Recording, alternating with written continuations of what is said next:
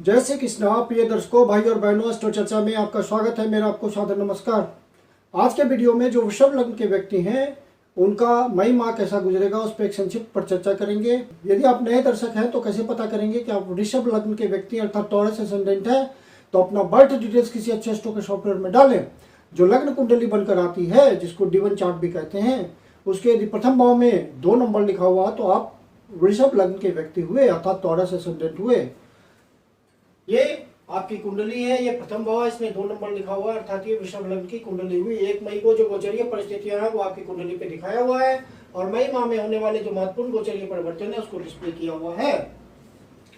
और चंद्रमा का गोचर डेट वाइज मैंने यहाँ दिखाया हुआ है और मई माह में होने वाले जो महत्वपूर्ण गोचरीय परिवर्तन है उसको डिस्प्ले किया हुआ है। आपके लग्नेश हुए शुक्रदेव जो कि लग्न पे ही गोचर कर रहे हैं 1 तारीख को, लेकिन 2 तारीख को द्वितीय भाव पे गोचर करेंगे और आपके लग्नेश होने की वजह से शुभ रिजल्ट देंगे और 6ठे भाव के स्वामी हैं।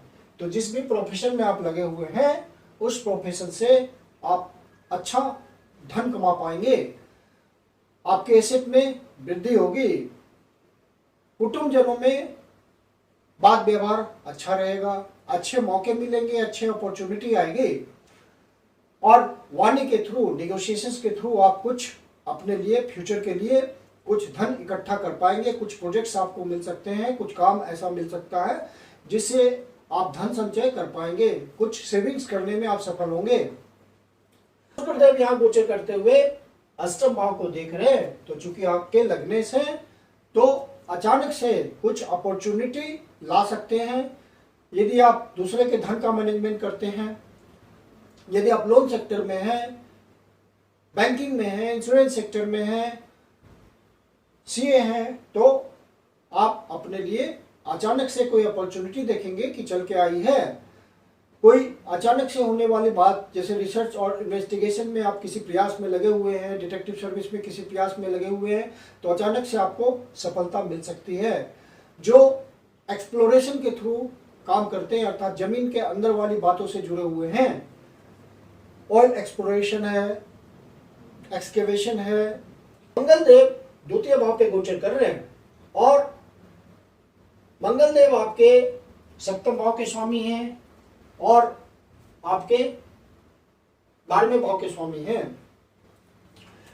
तो मंगल देव 10 मई तक यहां गोचर करेंगे और 10 मई से फिर तृतीय भाव पे गोचर करेंगे। तो मंगल का चूंकि गोचर मिथुन राशि में हो रहा है, मिथुन राशि के प्रति ये मित्रवत नहीं है, तो फिर भी मंगल का रिजल्ट आएगा, मंगल देव रिजल्ट देंगे और आपको धन संचय करने में मदद करेंगे 10 तारीख तक। और आपको पार्टनरशिप से, यदि आप बिजनेस पार्टनरशिप में करते हैं तो कुछ फायदा आपको इस पीरियड में हो सकता है। और लेकिन आप सारे निगोशिएशंस का ध्यान रखिएगा। अपने पार्टनरशिप के प्रति आपको बहुत ही लापरवाह नहीं होना है। आप सोच समझ के डिसीजन लेंगे तो फायदा निश्चित रूप से अचानक से होगा। आपका व्यय भी बढ़ा हो सकता है 10 तारीख तक, तो सोच समझ के आप खर्च करेंगे। बाहर से संबंध बनाने के लिए भी ये अच्छा समय होगा। हो सकता है बाहर जाने का कोई अवसर मिले, बिजनेस अपॉर्चुनिटी हो, कुछ निगोशिएशंस हो बाहर से, बाहर विदेश से ही नहीं, घर के देश के अंदर डिस्टेंट प्लेसेस से भी आपको संबंध बन सकते हैं और आपको निगोशिएशंस करके कुछ फायदा हो सकता है, कुछ इन्वेस्टमेंट हो सकता है इस दिशा में। तो आप सोच समझ के प्रॉपर इन्वेस्टमेंट करें, बिजनेस को बढ़ाएं। भविष्य में आपके भविष्य के लिए ये लाभदायक हो सकता है। मंगल देव फिर 10 तारीख से तृतीय भाव पे गोचर करेंगे और तृतीय भाव पे जब गोचर करेंगे तो नीच की राशि में गोचर करेंगे। तो मंगल का गोचर को मिला जुला के अच्छा नहीं है, क्योंकि नीच का गोचर करते हुए 12वें भाव के स्वामी है, तो आपका खर्च बढ़ा देंगे। आपको बहुत ज्यादा मेहनत करनी पड़ेगी काम धंधे में, प्रयास बनाने के लिए, आगे बढ़ने के लिए बहुत ज्यादा एफर्ट लगाना पड़ेगा। और आपके चूंकि सप्तमेश हैं तो वहां पे आपको अपने लाइफ पार्टनर से मतभेद भी हो सकते हैं, किसी तरह का डिस्टरबेंस हो सकता है, तो इस बात का आप ध्यान रखिएगा। बिजनेस पार्टनर से भी आप किसी तरह का टर्म खराब नहीं करेंगे, एग्रेशन में नहीं आएंगे, सारे पेपर वर्क को अच्छे से देखेंगे डॉक्यूमेंटेशन का काम सही से करेंगे, अन्यथा कहीं पे चीटिंग की संभावना हो सकती है। चूंकि मंगल देव तृतीय भाव पे गोचर कर रहे हैं और तृतीय भाव के कारक हैं, छोटे भाई बहनों के कारक हैं, तो वहां पे कुछ दिक्कत आ सकती है। भाई बहन से कुछ क्लेश हो सकता है, किसी तरह की बात हो सकती है, नेबर से किसी तरह की परेशानी हो सकती है। जो नेबरिंग सोसाइटी है वहां पे आपको कुछ प्रॉब्लम हो सकती है अचानक से। तो इन सब बातों का ध्यान रखेंगे। गोचर हमें सावधान करता है भविष्य के प्रति होने वाली बातों से, तो आपको सावधानी बरत लेनी है। और सावधानी से जब बरत लेंगे तो आपके आने वाले परेशानियों का निराकरण हो जाता है। यहाँ पे गुरुदेव राहु के साथ गुरु चांडाल योग बना रहे हैं और 12वें भाव पे गोचर कर रहे हैं, अष्टमेश है, हालांकि विपरीत योग बन रहा है, लेकिन गुरु चांडाल योग गोचर में अच्छा रिजल्ट देने में असमर्थ होता है। गुरुदेव अपना पावरफुल रिजल्ट देने में असहाय अपने आप को महसूस करते हैं, क्योंकि गुरुदेव गोचर करते हुए राहु के साथ राहु की तरह हो जाएंगे और राहु गुरु की तरह हो जाएगा। तो नेचर बिल्कुल कंट्रास्टिंग हो जाता है, जिससे गुरुदेव को पीड़ित होना पड़ता है और गुरुदेव को अपने नेचुरल सिग्निफिकेशंस को देने में दिक्कत होती है, एक्सपेंशन करने में दिक्कत होती है। आप बहुत ही ज़्यादा यदि आपने ऊपर कंट्रोल नहीं रखा तो खर्चा बढ़ा देंगे और फालतू बातों में खर्च करेंगे और आप अचानक से परेशानी में आ जाएंगे। सूर्यदेव भी आपके 12वें भाव पे गोचर कर रहे हैं और चतुर्थ भाव के स्वामी हैं, तो आप यदि जमीन संबंधी कोई निगोशिएशंस कर रहे हैं, किसी तरह का खरीद फरोख्त कर रहे हैं, तो अभी रुक जाइएगा, नहीं करना है, अन्यथा परेशानी में फंस सकते हैं। आपका व्यय गलत जगह हो जाएगा, गलत इन्वेस्टमेंट कर देंगे, गलत प्रॉपर्टी आपके हाथ में आ जाएगी, आपके साथ धोखा हो जाएगा, क्योंकि मंगल देव भी नीच का गोचर करेंगे जो कि प्रॉपर्टी के कारक हैं। सूर्यदेव जब तक चल के यहाँ नहीं आ जाते, 15 मई को जब यहाँ आ जाते हैं तो परिस्थितियां बेहतर हो जाएंगी।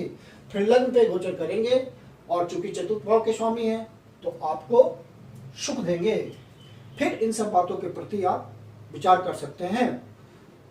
किसी तरह के अपने सुख के साधनों पे आपका खर्चा हो सकता है और आपका पर्सनालिटी इम्प्रूव करेगा और आपके पर्सनालिटी में एक तेज भी होगा, समझदारी होगी, विजडम होगा। बुधदेव 12वें भाव पे गोचर कर रहे हैं और बुधदेव के कारण ही सूर्यदेव की यहाँ पावर बची हुई है और जो गुरु चांडाल योग बन रहा है वो आपके अष्टम भाव, गुरुदेव अष्टम भाव के स्वामी हैं और 11वें भाव के स्वामी हैं, तो 11वें भाव का भी रिजल्ट लेने में गुरुदेव को परेशानी होगी। तो आपको बहुत परिश्रम से, बहुत सोच समझ के निर्णय लेना है, तब लाभ की स्थिति बनेगी, आपकी इच्छा पूर्ति होगी। शनिदेव का रिजल्ट बहुत बढ़िया है क्योंकि आपके भाग्य भाव के स्वामी हैं और कर्म भाव पे गोचर कर रहे हैं, तो भाग्य का आपको पूर्ण साथ मिल रहा है। तो शनिदेव की बहुत ही बढ़िया स्थिति है आपके लिए। शनिदेव आपके लिए योग कारक भी होते हैं, प्रबल योग कारक होते हैं, भाग्य भाव और कर्म भाव के स्वामी हैं, तो और कर्म भाव पे ही गोचर कर रहे हैं, तो बहुत अच्छा रिजल्ट आएगा कर्म में। जो मेहनत, ईमानदारी, सिंसियरिटी के साथ आप पहले से कर्म कर रहे हैं तो कोई पदोन्नति भी हो सकती है, कोई ब्रेक मिल सकता है आपको अच्छा शनि महाराज के सहयोग से। तो शनि महाराज का गोचर आपके लिए बहुत ही बढ़िया साबित होगा। केतुदेव छठे भाव पे गोचर कर रहे हैं, तो छठे भाव पे आप यहाँ के सिग्निफिकेशंस पे ध्यान रखिए। केतु जहाँ भी गोचर करते हैं वहाँ के प्रति आपको लापरवाह करते हैं, तो यहाँ पे आपको अनावश्यक किसी से लड़ाई झगड़ा, वाद विवाद, अपने प्रोफेशन में किसी तरह की लापरवाही नहीं करनी है। जो आप सर्विस करते हैं वहाँ ध्यान रखना है सारे बातों का, वहाँ लापरवाही नहीं बरतनी है। अपने स्वास्थ्य का भी ध्यान रखना है क्योंकि केतु छठे भाव पे गोचर कर रहे हैं और यहाँ से राहु चांडाल योग बन करके गुरुदेव, राहुदेव, सूर्यदेव, बुधदेव सारे छठे भाव पे दृष्टि डाले हुए हैं। तो अपने स्वास्थ्य का आपको ध्यान रखना है, विशेष करके मेडिटेशन, योगा, एक्सरसाइज, इन सब बातों के थ्रू अपने आप को फिट रखिए, फिर आप इन सब बातों से बचे रहेंगे। बुधदेव 12वें भाव पे गोचर कर रहे हैं, पंचम भाव के स्वामी हैं और द्वितीय भाव के स्वामी हैं। तो बाहर जाने के लिए जो स्टूडेंट पढ़ाई के लिए बाहर जाना चाहते हैं उनके लिए बढ़िया समय है। जो बाहर जाकर के कमाना चाहते हैं, निकलना चाहते हैं, उनके लिए भी बढ़िया गोचर है। और उसके लिए आपको प्रॉपर विजडम भी रहेगी। जो भी आप खर्च करेंगे, इन्वेस्टमेंट करेंगे, वहाँ आप सावधानी से करेंगे, दूरदर्शिता से करेंगे तो उसका आपको फायदा मिलेगा। और क्योंकि पंचम भाव के स्वामी हैं और बुध खुद ही विजडम के कारक होते हैं, प्रॉपर बुद्धि देते हैं आपको, तो जो भी आप प्लानिंग करते हैं, पंचम भाव बुद्धि विवेक का होता है और यहाँ के स्वामी बुध देव ही हैं, तो आपकी जो भी प्लानिंग होगी प्रॉपर होगी। जो भी आप बाहर जाने संबंधी निर्णय ले रहे हैं, कोई इन्वेस्टमेंट करने संबंधी निर्णय ले रहे हैं, वहाँ आपको फायदा मिलेगा। जो भी शेयर मार्केट के धंधे में बेट लगाते हैं, किसी तरह का लॉटरी खरीदते हैं, गैम्बलिंग करते हैं, उन सबको सोच समझ के खर्च करना है इन सब मामलों में, नहीं तो अनावश्यक लॉस का सामना करना पड़ेगा। संतान पक्ष से किसी तरह की पीड़ा हो सकती है, वहाँ पे आपको ध्यान रखना है। कोई डिफरेंसेस हो उसका ध्यान रखिए। फिर जो लव बर्ड्स हैं, अपने लव पार्टनर के प्रति सचेत रहें और एक दूसरे के साथ सामंजस्य बना के चलें। यदि आप माता पिता के साथ कोई व्यापार करते हैं, कुटुंबजनों के साथ कोई व्यापार करते हैं, व्यापार को आगे बढ़ाते हैं अपने परिजनजनों के साथ, तो वहाँ पे आपको ध्यान रखना है कि आपके नेगोशिएशंस में कोई दिक्कत ना हो, अन्यथा आपका परिश्रम व्यर्थ जाएगा। डबल ट्रांजिट का मामला आपके चतुर्थ भाव पे बन रहा है, शुभ भाव पे बन रहा है। शनि की दृष्टि, सातवीं दृष्टि जो कि उनकी डिजायर है, चतुर्थ भाव पे पड़ रही है, और गुरुदेव की पांचवी दृष्टि चतुर्थ भाव पे पड़ रही है। तो डबल ट्रांजिट शुभ भाव पे है, माता के भाव पे है, तो माता के स्वास्थ्य में कमी होगी। गुरुदेव पीड़ित हैं गुरु चांडाल योग के कारण, तो हालांकि उनकी दृष्टि अमृत के समान होती है और बहुत ही फायदा पहुंचाने वाली होती है, लेकिन गुरुदेव पीड़ित हैं तो उनका रिजल्ट उतना अच्छा नहीं आएगा। और शनिदेव की दृष्टि चतुर्थ भाव पे होने के कारण सप्तम दृष्टि, माता के स्वास्थ्य में कमी हो सकती है, वहाँ ध्यान रखना है। कहीं घर के इन्वायरमेंट में, जो आपका डोमेस्टिक इन्वायरमेंट है, वहाँ किसी तरह का डिफरेंसेस हो सकता है बाल बच्चों के साथ, पत्नी के साथ, तो आपको पीसफुल इन्वायरमेंट रखना है, गोचर का प्रभाव समझना है। घर के मामले में, सुख के मामले में कुछ आप खर्च कर सकते हैं, ऐसी संभावना बनती है। 7 तारीख और 8 तारीख को किसी तरह का भी कन्फ्लिक्ट से बचिएगा, अन्यथा ज़्यादा परेशानी हो सकती है, कोर्ट कचहरी तक मामला पहुंचेगा, तो आप इस बात का ध्यान रखिएगा।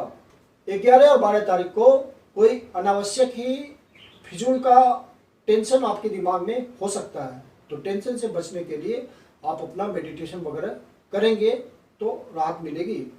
15 और 16 तारीख को कर्म क्षेत्र में किसी तरह का तनाव हो सकता है, किसी तरह का सीनियर से परेशानी हो सकती है, बॉस की तरफ से कुछ उदासीनता हो सकती है जिससे मन में टेंशन होगा, तो इसको गोचरीय परिस्थिति मान करके आप सावधानी से टाल लीजिएगा। 19, 20 और 21 तारीख को अपने बजट का बिल्कुल ध्यान रखना है। खर्चे अनियंत्रित रहेंगे और आपने थोड़ी लापरवाही कर दी तो आपका बजट बिल्कुल असंतुलित हो जाएगा और आप परेशानी में आ जाएंगे। आपको उस स्थिति में कर्जा भी लेना पड़ सकता है। तो शुक्र देव जो कि आपके लग्नेश हैं, शनि देव बहुत अच्छा फल कर रहे हैं, और बाकी जो गोचर है उसमें थोड़ी बहुत जो दिक्कत है, तो आप जनरल रेमेडी कीजिए, विष्णु सहस्रनाम का पाठ कीजिए, नहीं डेली कर सकते तो बुधवार को कीजिए। हनुमान चालीसा रोज प्रतिदिन इसका पाठ करें, मंदिर जाएं हनुमान जी के, मंगलवार और शनिवार को हनुमान जी के मंदिर में जाकर के बूंदी का प्रसाद चढ़ाएं। प्रसाद चढ़ाने के बाद बचे प्रसाद को वितरित करें। सूर्य को रोजाना अर्घ दें, अर्घ देते वक्त गायत्री मंत्र का उच्चारण करें।